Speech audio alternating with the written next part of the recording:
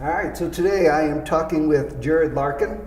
Jared has an MFA in acting from UIUC. He is the program chair for theater, dance, and the BFA acting program at Westminster College.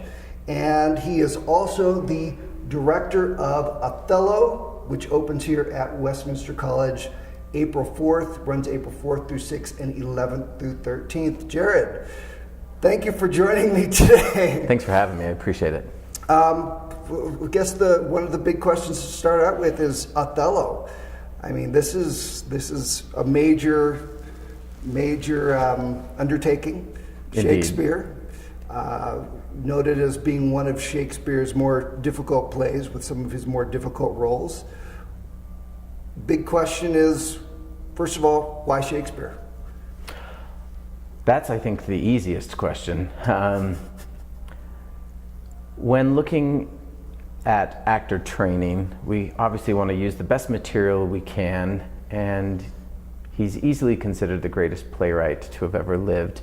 And within his plays, we know that the majority of things that we as humans encounter in our lives, the struggles we face, the joys, the successes, the trials, all of it, they're found woven throughout all of his plays. In the case of Othello, we're dealing with some pretty intense themes that are still very relevant today.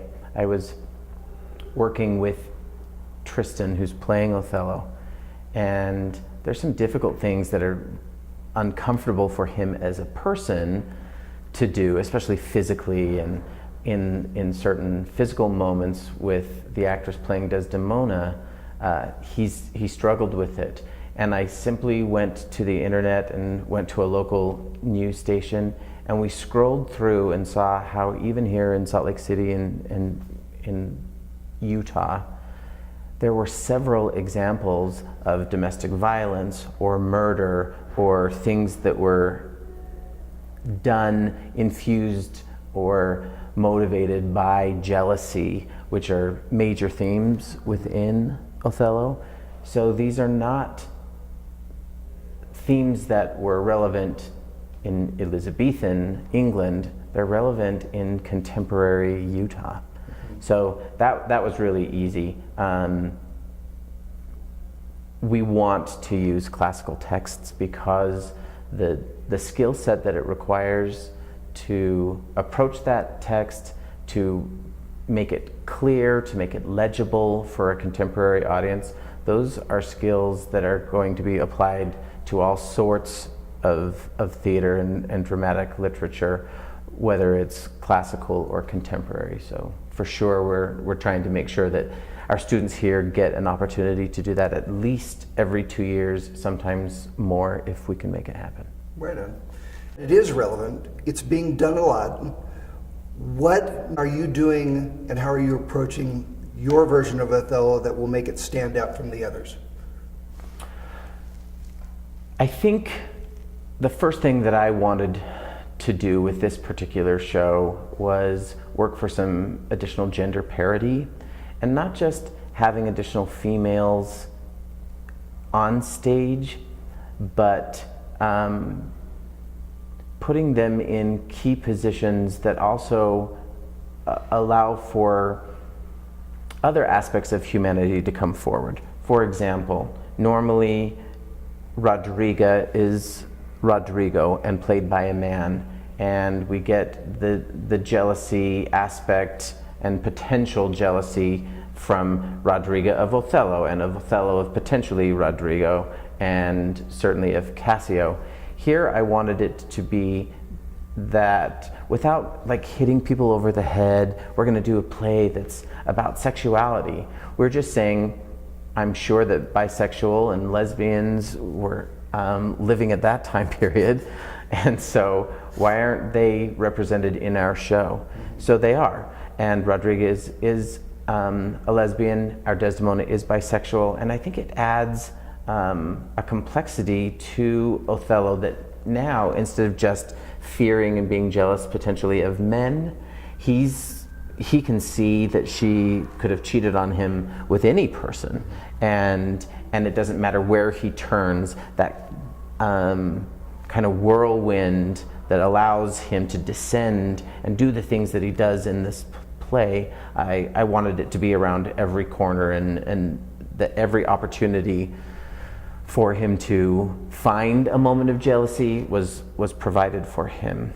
I brought in Michelle Thompson to be my assistant director because I also wanted that female voice as we were approaching some of those delicate moments.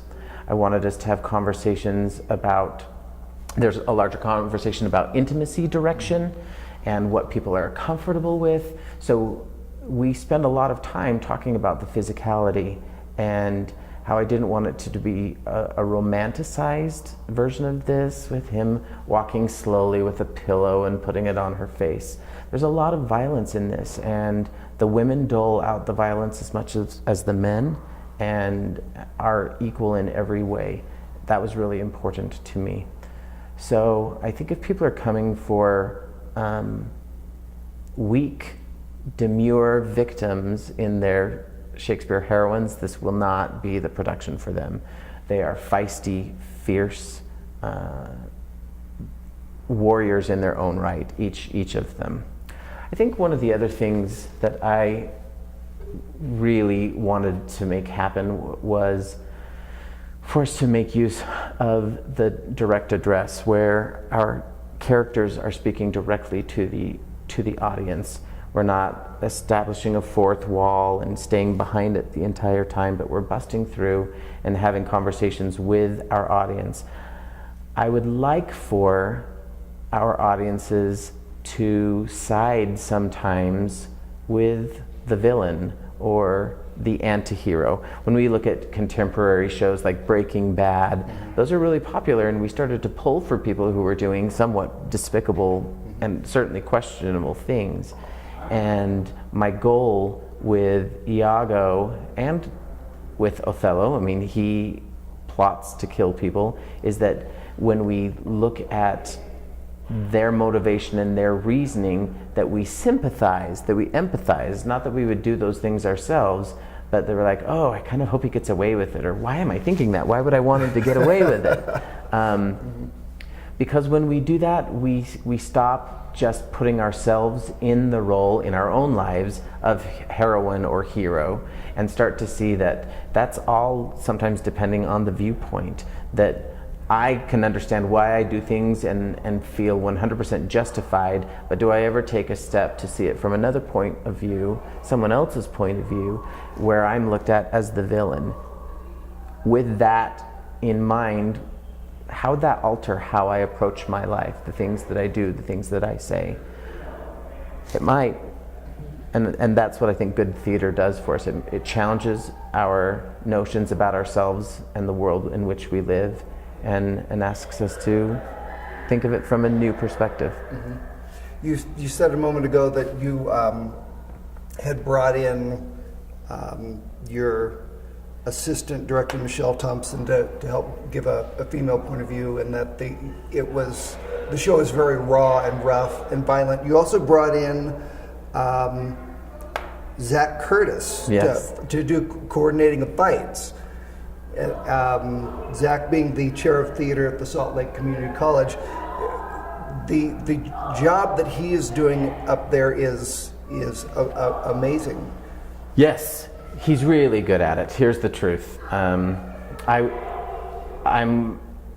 qualified to do choreography myself, fight choreography. I'm not as good as Zach.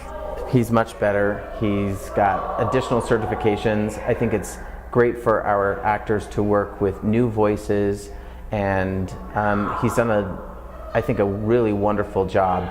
He's easy to work with. We talked about kind of the takeaway that I was hoping to have within the show, that these are warriors that are used to battle, and that the women that they are with, or the men that they are with, are also warriors in their own right. So there's a lot of violence in this show, and that's what's kind of, Shakespeare's really brilliant in that he understood that his audience's attention span would go for so long, and then he'll throw in a really dirty joke, or then he'll throw in a bit of violence because it just sucks our attention in, and we have a strong opinion about that. Either we're excited about it or we're disgusted by it, but we're rarely just kind of impartial and passive about those moments. We start to polarize one way or another. We start to side with people, and now he has an engaged audience with his material. And so I'm hoping that people coming to see this don't think that we're going to be in tights and ruffs and that it's just going to be people speaking language that's unclear. Our goal is to make it incredibly clear, incredibly relevant, and hopefully really exciting. Zach's been amazing as folding in his portion of the whole show. It's lovely, and it's safe, and it's a skill set that I don't know that anyone in our show had done much combat.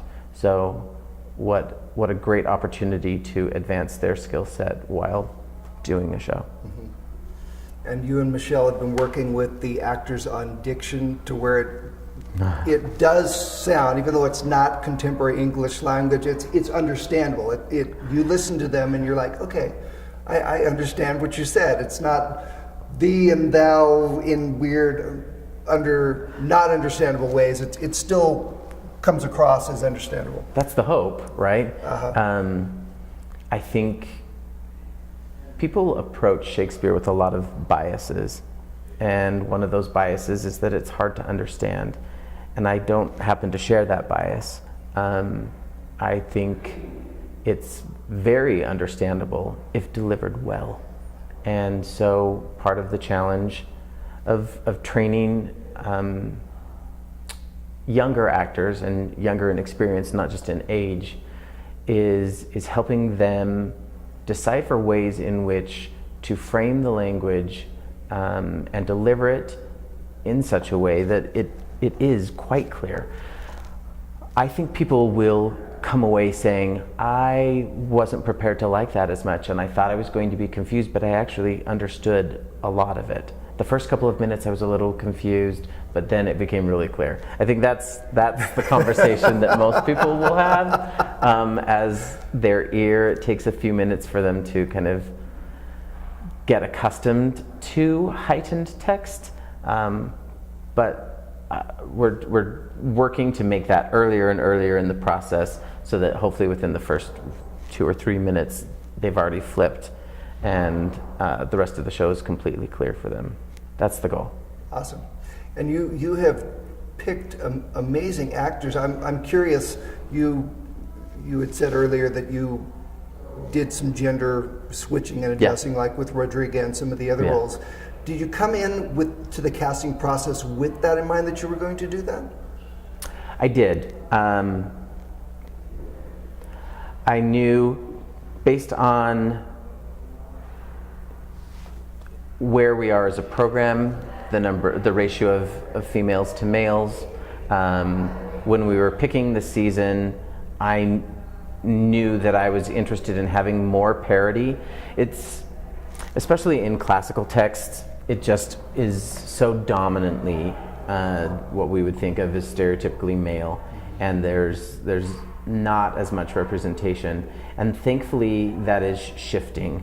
And I want our program, and certainly this production, to be ahead of that game, if not on par with it, that we're really working for parity and representation. So I went through and I knew that I wanted to change a number of the characters' gender, and I knew that I wanted to play with sexuality as well within that context, to just have better representation of what we have in society. And by and large, I think what I had imagined stayed true. I may have added a few more soldiers that were female, and we lost a couple of people in the cast early in the process, and so that shifted a couple of things that I had planned I wasn't able to kind of follow through with, so we've had to shift a couple of things after that. But by and large, I think it's for the most part my my vision for it. Awesome. And it's great casting. The cast has wonderful energy on Good. and off the set. And I think the people that you picked are perfect for the roles. Yay! That's the goal. And in all of their cases, this was their first leading role in Shakespeare, and so I'm really excited to see the growth over the rehearsal period, and audiences don't have to come in and anticipate seeing a person's first time. Like, they're doing some really, really mature and developed work. I'm quite proud of them. Awesome. And hopefully everybody who comes and sees will also be. Othello opens April 4th, runs the 4th through the 6th, and the 11th through the 13th. Show starts at 7:30. Westminster College. Jared Larkin, thank you. I appreciate your time.